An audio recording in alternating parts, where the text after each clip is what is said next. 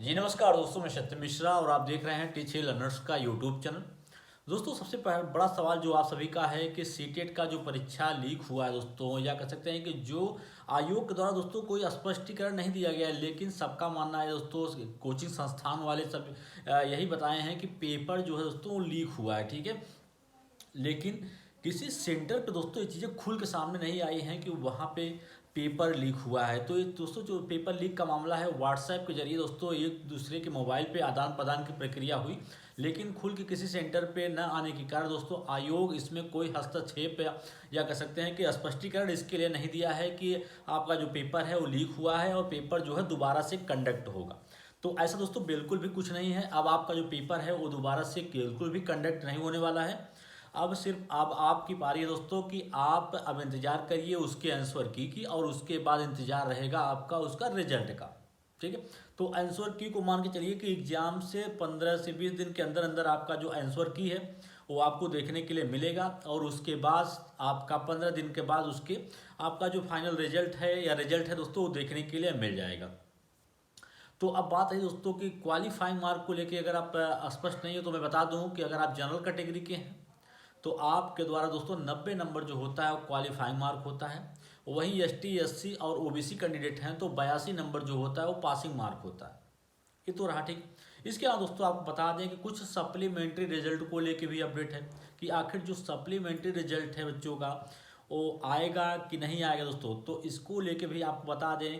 कि जिन बच्चों के द्वारा दोस्तों कह सकते हैं कि कंप्लेन या ऑब्जेक्शन किया गया था कि उनका नंबर जो है वो कट ऑफ से ज़्यादा होने के बाद भी उनका सिलेक्शन नहीं हुआ था या वे बाहर कर दिए गए थे, ऐसे बच्चों का जो रिजल्ट है वो देखने के लिए मिला है। लेकिन सप्लीमेंट्री रिजल्ट को लेकर दोस्तों शिक्षा विभाग के द्वारा पहले ही रोक लगा दिया गया था कि इनका जो रिजल्ट है वो जारी न किया जाए, या कह सकते हैं कि अब रिजल्ट को लेके कोई भी अनुशंसा या कह सकते हैं किसी भी प्रकार का कोई पत्र न भेजा जाए बीपीएससी की तरफ से। तो कह सकते हैं शिक्षा विभाग ने सप्लीमेंट्री रिजल्ट पे रोक लगा दिया है। अब शिक्षा विभाग से अनुमति मिलने के बाद ही कुछ हो सकता है, लेकिन दोस्तों लगता तो नहीं है कि सप्लीमेंट्री जो रिजल्ट है वो जारी हो, क्योंकि बच्चों के द्वारा कह सकते हैं कि जो छात्र नेता हैं उनके द्वारा भी इस चीज़ के लिए लगातार मांग की जा रही है कि सप्लीमेंट्री रिजल्ट जारी हो। जो बच्चे सिर्फ 1 या 2 नंबर की वजह से, या आप कह सकते हैं बीपीएससी के द्वारा मल्टीपल रिजल्ट जारी होने की वजह से दोस्तों बाहर हो गए हैं, ऐसे बच्चों को मौका मिलना चाहिए। लगातार दोस्तों सबका प्रयास है कि सप्लीमेंट्री रिजल्ट 14,700 प्लस पदों पे जो सप्लीमेंट्री रिजल्ट है वो जारी होना चाहिए, क्योंकि कुछ बच्चे सिर्फ इसी वजह से बाहर हुए हैं क्योंकि काफ़ी बच्चों का जो मल्टीपल रिजल्ट है वो जारी हुआ था, और जबकि बच्चों को द्वारा मांग की जा रही थी कि सिर्फ ये 1 जॉब 1 सीट। ठीक है, तो एक सीट पे एक ही जॉब का रिजल्ट जो है जारी किया जाए, लेकिन बीपीएससी के द्वारा दोस्तों ये चीज़ें कही गई थी इसमें बहुत समय लग जाएगा, ऐसा हम बिल्कुल नहीं कर सकते हैं। तो दोस्तों उसका नतीजा ये हुआ कि सिर्फ 1 नंबर से या डेट ऑफ बर्थ की वजह से काफ़ी बच्चे जो हैं वो बाहर हो गए हैं।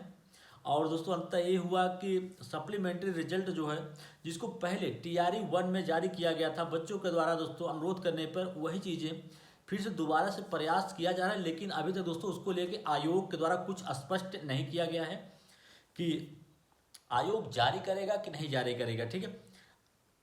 और यहाँ पे दोस्तों एक चीज़ और, नियोजित शिक्षकों को लेके भी अपडेट है कि नियोजित जो शिक्षक हैं दोस्तों उनकी उनकी जो उनको जो राज्यकर्मी का जो सपना देख रहे थे कि राज्यकर्मी हम बने। ठीक है, तो उसको भी लेके दोस्तों अपडेट है कि राज्यकर्मी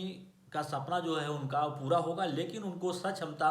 परीक्षा देनी पड़ेगी। तो परीक्षा का दोस्तों डेट से लेके एग्जाम के सारे तरीके, आवेदन से लेके एग्जाम सारी चीज़ें दोस्तों डिक्लेयर हो गई हैं। अब जो उनके सामने सबसे बड़ी समस्या है, जो नियोजित शिक्षक हैं, सबसे बड़ी समस्या यह है कि उस पर जो परीक्षा आपकी होने वाली है वो CBT मोड पे होगी, तो कंप्यूटर बेस्ड आपका अभियुक्त टाइप का प्रश्न होगा। 150 नंबर का पेपर होने वाला है। ठीक है, लेकिन सबसे बड़ी समस्या यह है कि 90% शिक्षक ऐसे हैं जिनको कंप्यूटर चलाने का नॉलेज ही नहीं है। तो इस परीक्षा में कैसे शामिल होंगे और परीक्षा किस प्रकार से देंगे, तो उनकी यही मांग है कि इसमें थोड़ा संशोधन किया जाए,